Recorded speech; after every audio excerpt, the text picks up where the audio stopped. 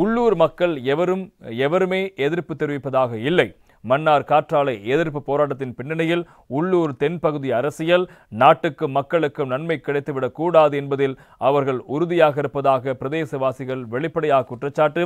அன்று ஆதரவு தெரிவித்து முன்னின்றோர் இன்று அரசியலுக்காக எதிர்ப்பு தெரிவிக்கும் நிலையில் என்பதாக இன்றைய தினகரன் பத்திரிகை பிரதான தலைப்பிடுகிறது.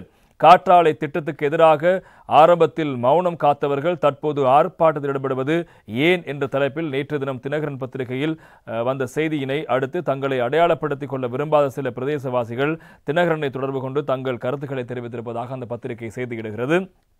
காற்றாலை திட்டம் மன்னார் தீவுக்குள் கொண்டுவரப்பட்டால் மக்கள் பொருளாதார ரீதியாக முன்னேறுவார்கள். சிலர் சுயலாபத்திற்காக முன்னெடுத்து வரும் இந்த போராட்டத்தினால் மன்னார் மாவட்டத்துக்கு கிடைக்கவிருக்கும் நன்மையை இன்னொரு பிரதேசத்திற்கு தாரை வார்த்து கொடுக்க வேண்டிய நிலைமை ஏற்படும் என தெரிவித்திருக்கிறார்கள். மேலும் மக்களுக்காக நடத்தப்படும் போராட்டம் என்ற போர்வையில் இவர்கள் பல்வேறு மோசடிகளை என்று கூறிக்கொள்ளப்படுகின்ற போராட்ட களத்தில் காற்றாலை அமைந்துள்ள பிரதேசவாசிகள் விரல் விட்டு எண்ணக்கூடிய அளவிலேயே கலந்து கொண்டிருப்பதாக தெரிவிக்கின்றார்கள்.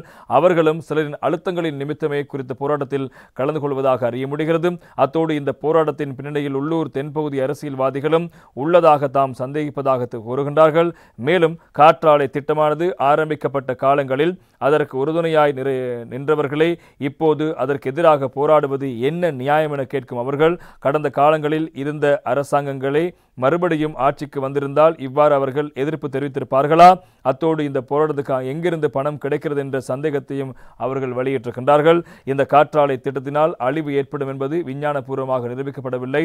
ஒரு சில அரசியல்வாதிகள் கிராமங்கள் தோறும் சென்று மக்களை குழப்பிவிட்டு உங்களுக்காக நாங்கள் போராடுகிறோம், நீங்களும் போராட்ட களத்துக்கு வாருங்கள் என்று அழைக்கிறார்கள்.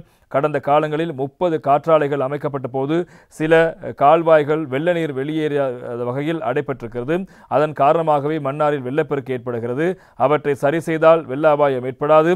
இந்த போராட்டமானது ஒரு தேவையற்ற விடயம் எனவும் இவ்வாறான செயற்பாடுகள் மன்னார் மாவட்ட மக்களின் எதிர்கால முன்னேற்றங்களை சவாலுக்குள்ளாக்கும் எனவும் மக்கள் விசனம் தெரிவிக்கின்ற போதிலும் இதனை பொதுவெளியில் பேசுவதற்கு அச்சம் சொல்கிறார்கள் என குறித்த பிரதேசவாசிகள் கூறுகின்றார்கள். இவை கடந்த காலங்களில் மன்னார் தீவில் 30 காற்றாலை கோபுரங்கள் அமைக்கப்பட்டிருக்கின்றன. அப்போது கிளம்பாத எதிர்ப்புகள் இப்போது மேலதிகமாக அதன் தொடர்ச்சியாக 14 கோபுரங்கள் அமைக்கப்பட போகின்றன. அதற்காக எப்படி இந்த எதிர்ப்புகள் வருகிறது?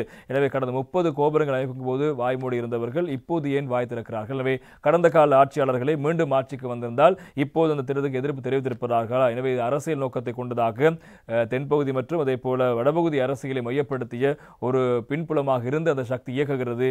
இது மக்களுக்கான போராட்டம் அல்ல, தங்களுடைய இருப்புக்கான தக்க வைத்துக் கொள்வதற்கான போராட்டம் என்பதாக மக்கள் தெரிவிக்கின்ற கருத்துக்களை அடிப்படையாக வைத்து இன்றைய தினகரன் பத்திரிகை பிரதான தலைப்புச் செய்தியாக மன்னார் காற்றாலை சம்பவம் தொடர்பான விடயத்தை மையப்படுத்திய செய்தியை வெளியிட்டிருப்பதை நாங்கள் காணக்கூடியதாக இருக்கிறது.